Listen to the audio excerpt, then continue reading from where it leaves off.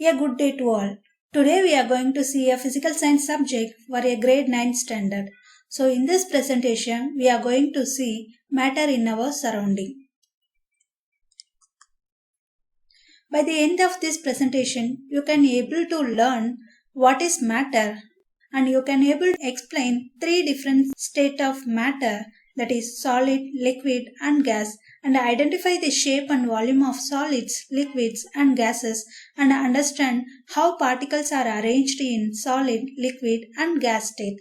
And you can also able to differentiate the force of attraction of particles in solid, liquid and gas, and you can able to discuss the diffusion of state of matter and explain the effect of pressure and temperature on state of matter. You can also able to define what is sublimation, deposition, boiling and evaporation, and identify the factors which affecting the rate of evaporation. And you can able to define what is latent heat of vaporization and latent heat of fusion. And you can also see some of the measurable quantities and their SI units in this chapter. Let us see Introduction of Matters. In lower classes we studied about metals and non-metals, synthetics and natural materials, acid and bases.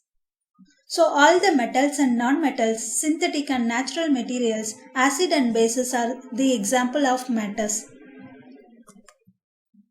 Water we drink, food we eat, air we breathe, clothes and various things that we use in our daily life are the example of matters.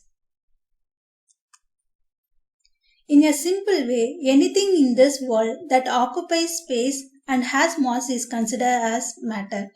Everything in our world is made up of matter. The scientist is working on it. Even the air around us is matter, although we cannot see it. All the things around us which exist in a variety of shape, size and texture is a matter. So in early times, Indian philosopher classified matter in the form of 5 basic elements, the Panchatattva: air, earth, fire, sky and water. So according to them, everything in the world that is living or non-living was made up of these 5 basic elements. So modern day scientists have evolved 2 types of classification of matter based on their physical properties and chemical nature. So in this chapter, we shall learn about matters based on its physical properties.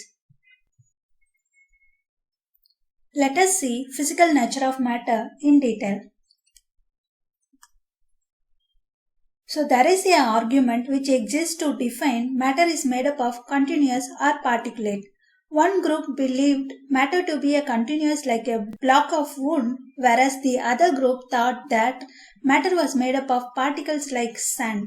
To find out this, let us perform an activity to decide about the nature of matter, that is, it is a continuous or a particle. So for this activity, you take a 100 ml beaker and fill half of the beaker with water and mark the level of water.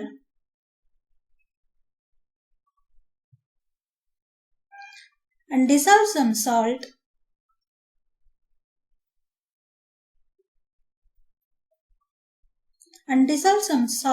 with the help of glass rod or stir it using spoon.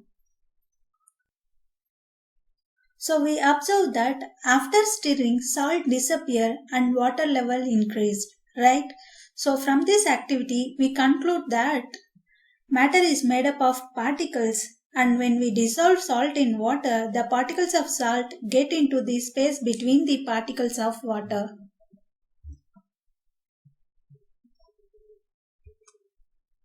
Next we'll see how small are these particles are.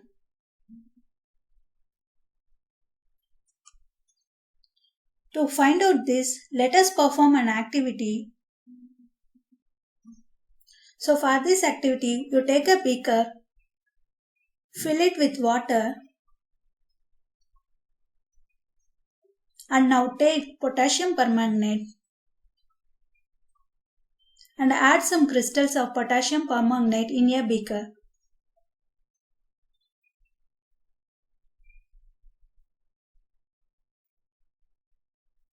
allow it to mix completely with water, and now take out approximately 10 ml of this solution and add it to the 90 ml of clear water in another beaker. Once again, take out 10 ml of this solution and add it to the another 90 ml of clear water solution. Carry out this process at least for 5 to 8 times and observe the changes in the color of the solution.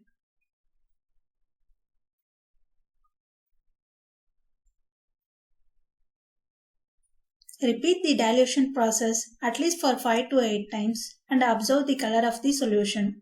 We observe that the solution remains colored even when highly diluted, but the color of the solution decreases with dilution, right?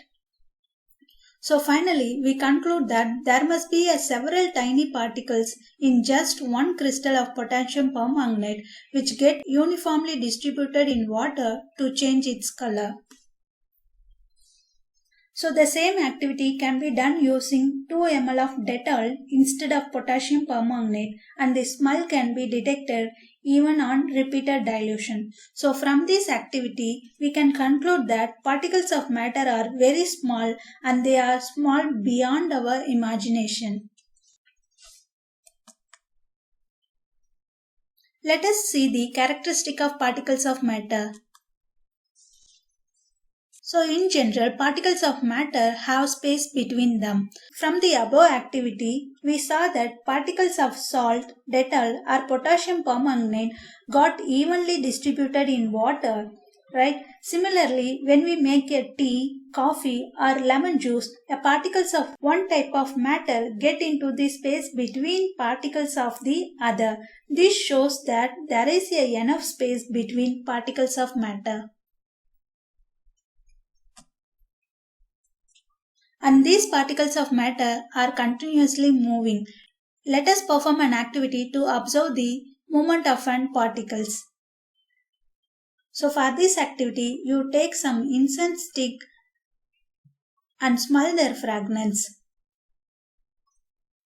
and place them in any corner of the room and light the incense stick.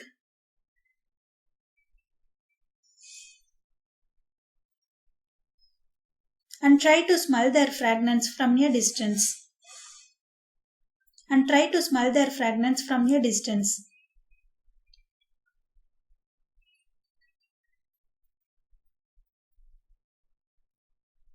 So in this activity, we observe that when we light the incense stick, the scent in the vapor form and smoke are mixed with the air and move across the room to reach our nose, right?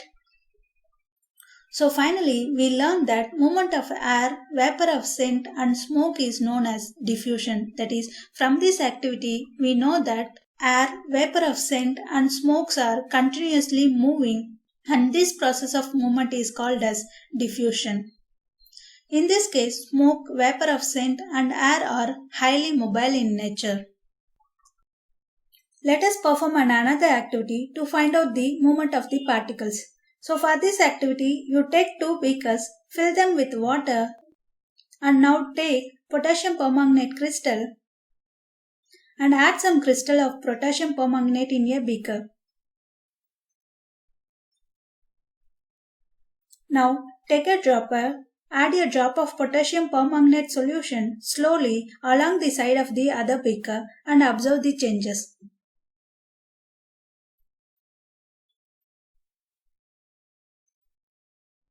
So in this activity, we observe that the particles of potassium permanganate and water spread and mix up with each other on their own, right? So finally, we learn that the particles of potassium permanganate and water moving continuously. So therefore, we can conclude that liquid also diffuse with each other like a gases. So from the above activities, we observe that particles of matter intermix on their own with each other, and this intermixing of particles of 2 different types of matter on their own is called diffusion. Next we'll see states of matter. So there are three states of matter called solid, liquids and gases, and matter can be changed from one state to another like a solid to a liquid or a liquid to a gas.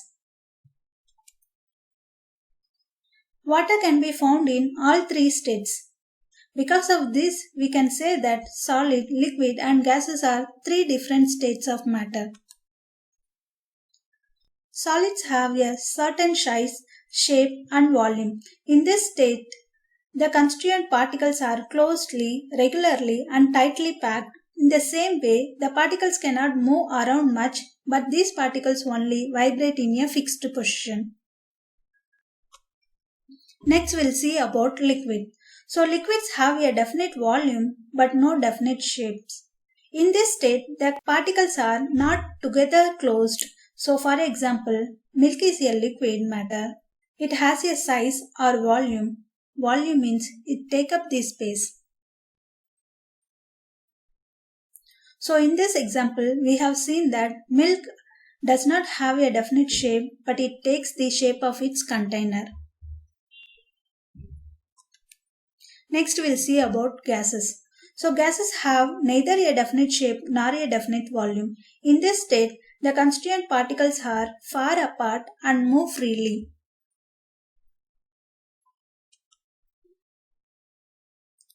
So finally, in physics, a state of matter is one of the distinct forms that matter takes on. Each of the state is also known as phases, that is, elements and compounds can move from one phase to another phase when specific physical conditions are changed. Here I have given some of the example for three different states of matters. So computer, table, apple, pencil, snow and bicycles are some of the example for solid states, and rain, milk, juice, coffee, tea, water or drinks are some of the example for liquid states. So wind, cloud and air are some of the example for gas states. So the state of the matter refer to the group of matter with the same properties. So next, let us perform an activity to identify the shape and know the volume of liquids. So for this activity, you collect different container of various shapes like beaker, conical flask and cylindrical jar as shown in the video, and take some water in a glass and pour the same amount of water in each container.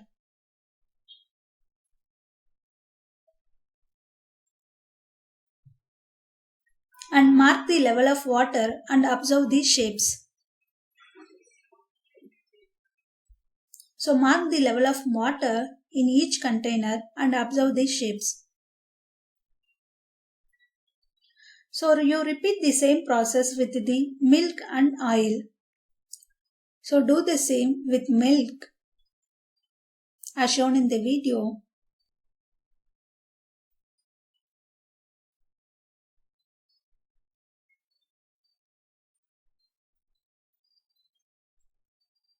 And repeat the same with oil.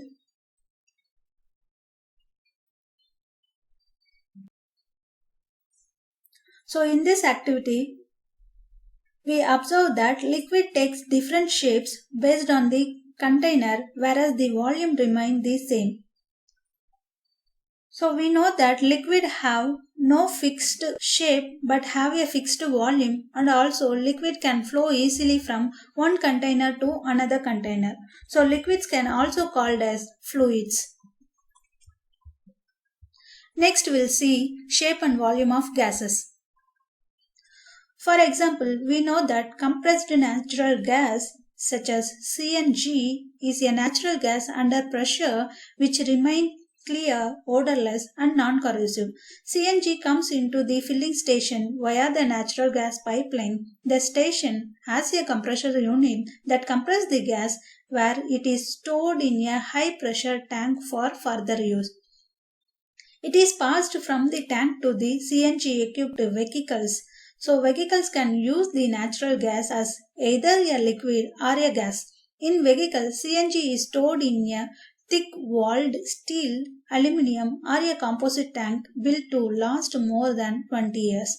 From this observation in daily life, we find that CNG and all other natural gases neither have a fixed shape nor a volume. Now, let us perform an activity to understand the compressibility of different materials. So, for this activity, you take a 100 ml syringe and draw the pistol to suck in air. Put your finger on the nozzle. Now press the piston. Observe the depth to which piston moves into the syringe and repeat the same procedure with water and sand.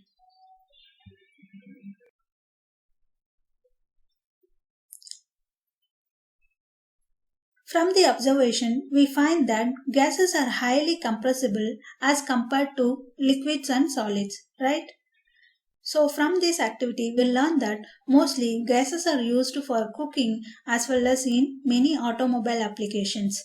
In all this purpose, large volume of gas is compressed into cylinders of small volume to make them portable easily. Let us perform an activity to observe the diffusion of gases. So take some incense stick and smell their fragrance and place the stick in any corner of the room and light the incense stick and try to smell their fragrance from a distance.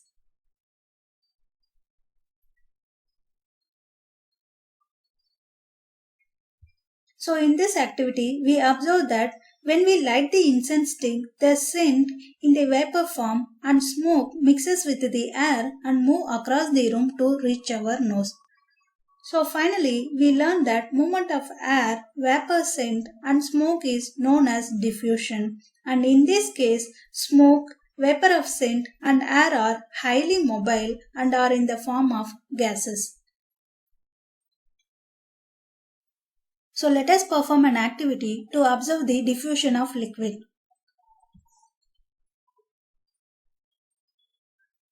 So for this activity, you take two beakers and fill them with water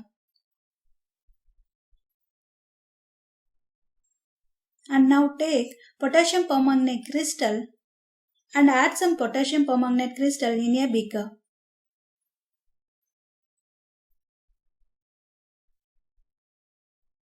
Check a dropper. Now add a drop of potassium permanganate solution slowly along the side of the other beaker and observe the changes.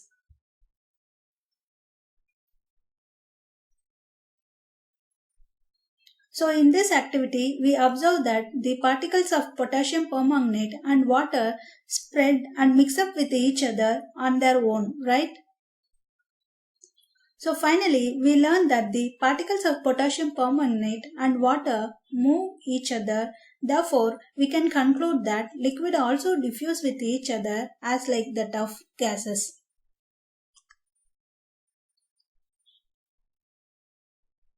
Let us know the diffusion of solid, liquid and gases. So we know that solids and liquids diffuse into liquids and gases diffuse into gases. And certain gases from atmosphere, particularly oxygen and carbon dioxide, diffuse and dissolve in water and support the survival of aquatic animals and plants. Diffusion, therefore, is a very important process for living things. Oxygen diffuses from lungs into blood and carbon dioxide diffuses from blood into lungs. So solids, liquids and gases diffuse into liquids and rate of diffusion of gases is higher than that of the liquids and solids. So let us perform another activity to see the diffusion of matters. So the intermixing of particles of two or more different substances on their own is called diffusion.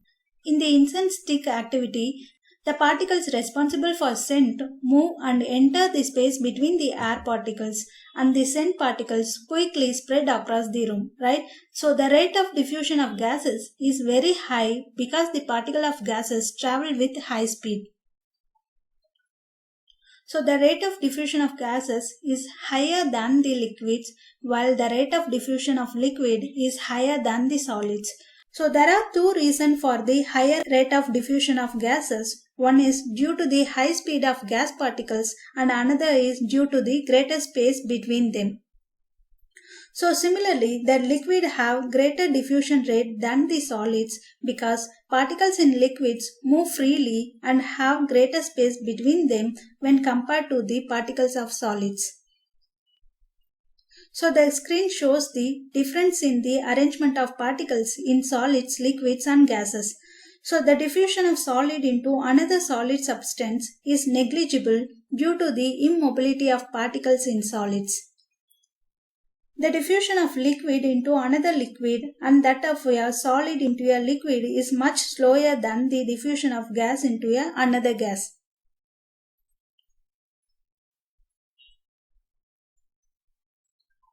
Next we'll see the properties of solids, liquids and gases. So the following table shows the comparison of the properties of solids, liquids and gases. Solids have a fixed shape and liquids take up the shape of the container and gases does not have a fixed shape. And solids and liquids have a fixed volume and gases do not have a fixed volume. And compressibility of the solid is very low compared to the liquid, and solids have a low compressibility and liquids have an intermediate compressibility and gases have a high compressibility. And solid do not diffuse into the another solid and liquid exhibit a slow diffusion and gases undergo a higher diffusion, that is it diffuse freely. And in solids, the particles are arranged very closely, and in liquids, the particles are arranged slightly loosely, and in gases, the particles are move very freely. And in general, the solids have many number of surfaces, and liquids have only one upper surface, and gases have no surfaces. So let us perform an activity to find out how matter changes its state. So let us perform an activity to know the effect of temperature on change of state from a solid state to a liquid state. So for this activity, you take a beaker filled with a small ice cubes and insert a thermometer into the cubes and observe the thermometer reading.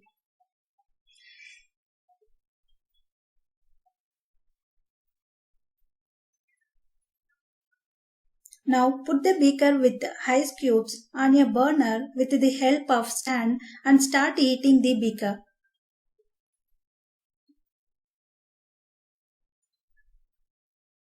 Then ice cubes start melts. Observe the changes in the thermometer reading for every 1 minute until all the ices melts. So in this activity, we observe that the temperature of the mixture of solid ice and a liquid water does not change for some time. It changes only when it reaches the specific temperature. So the temperature starts changing only when ice completely melts. Finally, we learn that at a certain temperature, the solid melts and changes into a liquid. So the temperature at which a solid melts to become a liquid is called a melting point. So the process of changing a solid to a liquid is known as a fusion. So let us perform an activity to find out the effect of temperature on change of state from liquids to gas.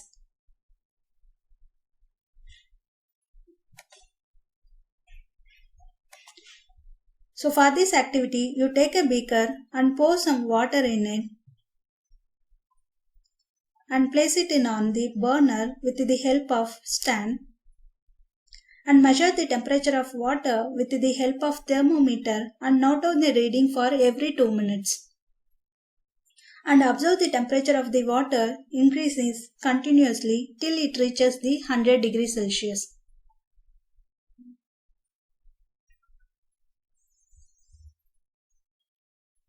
And observe the temperature of the water increases continuously till it reaches 100 degrees Celsius.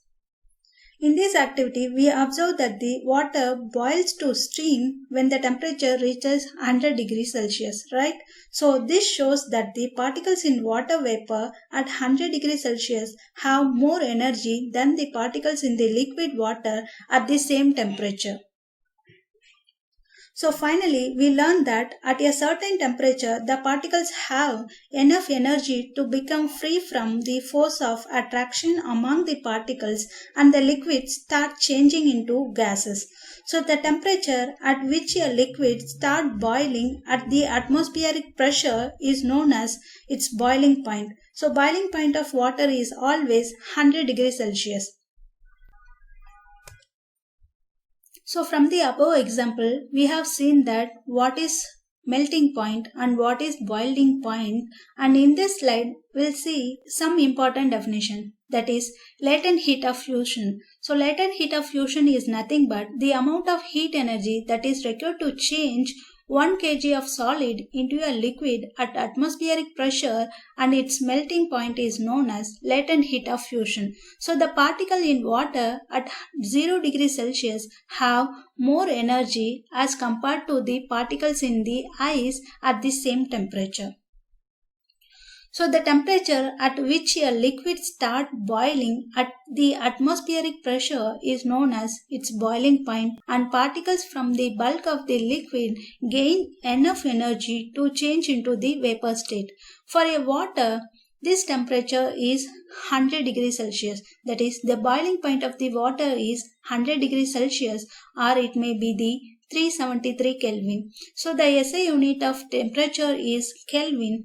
In general, it is denoted in degrees Celsius, that is 100 degrees Celsius is equal to the 273 plus 100 degree, that is in Kelvin it will be the 373 Kelvin. So the heat required to change 1 kg of liquid into a gas at a constant temperature is called as latent heat of vaporization.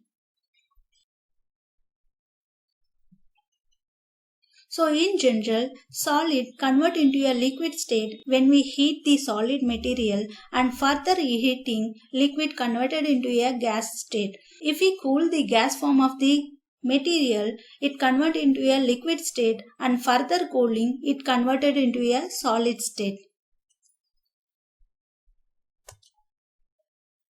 So we all know from our observation that water exists in 3 states of matter, such as solid as ice, liquid as the water, and gas as the water vapor. We must have seen many other materials that can exist in different states, such as, for example, coconut oil is usually liquid in state, but if the weather is too cold, it becomes solid. Similarly, camphor is a solid, but if we leave it in a open air for some time, it changes to gas.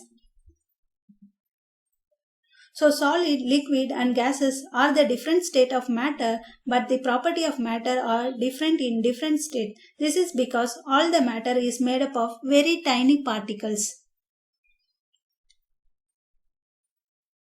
Next we'll see effect of pressure on matter.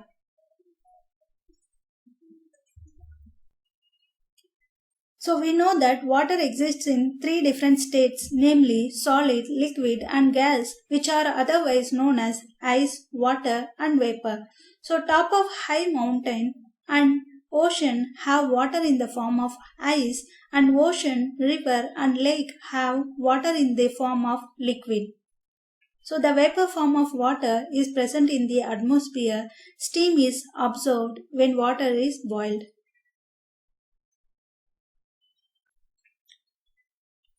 So it is important to note that 3 states of water are interchangeable. When water is boiled, steam is absorbed. On the other hand, when steam is cooled, water is obtained. On heating, ice changes into water. If water is cooled below 0 degrees Celsius, we get ice. Similarly, solid carbon dioxide converts directly into gases when the pressure is decreased to 1 atmospheric pressure. So due to this reason, solid carbon dioxide is also known as dry ice. Thus, we can say that pressure and temperature determine the state of a substance, whether it will be a solid, liquid, or a gas. So in this slide, I have given the interconversion of the three states of matter. Here you can see that solid can be converted into a liquid and the process is called as fusion. And the conversion of liquid into a gas is called as vaporization. And the conversion of gas to a solid is called as a deposition. In some cases, the reverse reaction may also happen, that is, the conversion of solid to a gas is called as a sublimation, and conversion of gas to a liquid is called as condensation, and liquid to the solid is called as solidification. Let us see the evaporation in detail.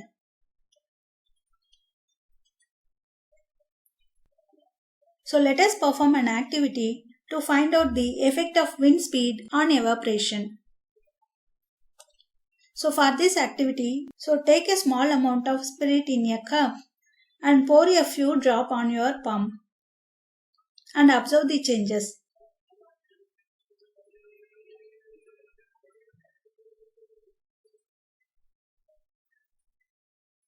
And once again, take a few drops of spirit and pour the drop into the petri dish individually.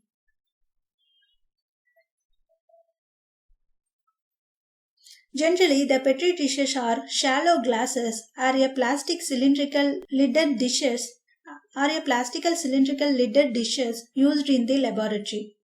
Now, place both the dishes under a ceiling fan and switch on the fan and close the lid of one dish. After 5 minutes, check the quantity of spirit in both the dishes. So in this activity, we observe that the spirit disappears in the dish kept under the ceiling fan. At the same time, some quantity of spirit can be found in the dish which is in closed condition, right? So finally, we learn that evaporation is a surface phenomena. During evaporation process, the particles escape from the surface of the liquid. So the increase in the surface area provides more scope for particles to escape from the surface, and this increases the rate of evaporation. In general, the phenomena of change of a liquid into a vapor at any temperature below its boiling point is called as evaporation. So humidity is another factor that affects the evaporation. So the amount of water present in air in general is called as humidity. The air around us cannot hold more than a definite amount of water vapor at a given temperature. So if the amount of water vapor is high in air, the rate of evaporation will decreases. So the clothes dry slowly during rainy season but fast on a sunny and windy days. So because of increase in the wind speed, water vapor particles move away with the wind and decreasing the amount of water vapor in the surroundings. And similarly, when we work, the body produces heat and this increases the temperature of the skin. As a result, water present in the sweat glands. The particles of liquids absorb energy required for evaporation from our body and escape to the surrounding.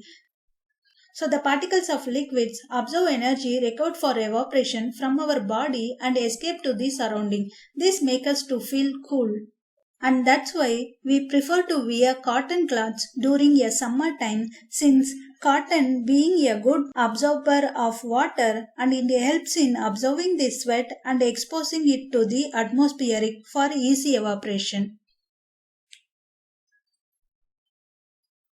So in this slide, I have given some of the measurable quantities we have seen in this chapter and their respective SI units.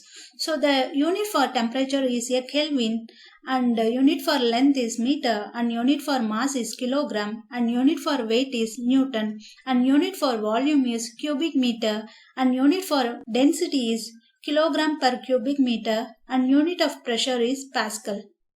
In the above slides, we have seen that unit of temperature is Kelvin In some case, the unit of temperature is denoted as degree Celsius. So in order to convert the Kelvin to a degree Celsius, we need to subtract 273 number, and in order to convert a temperature from Celsius to a Kelvin, we need to add 273. So 0 degree of Celsius is equal to 273.15 Kelvin, and in general, for convenient use, we have rounded to a 273 Kelvin.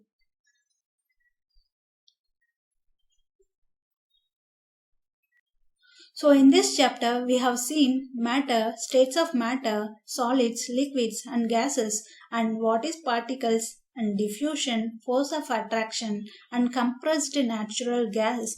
And we have also seen melting point, fusion, boiling point, sublimation, evaporation, and what is latent heat of fusion and latent heat of vaporization and humidity. So let us recap the highlight of this chapter. In a simple way, anything in this world that occupies space and has a mass is considered as matter.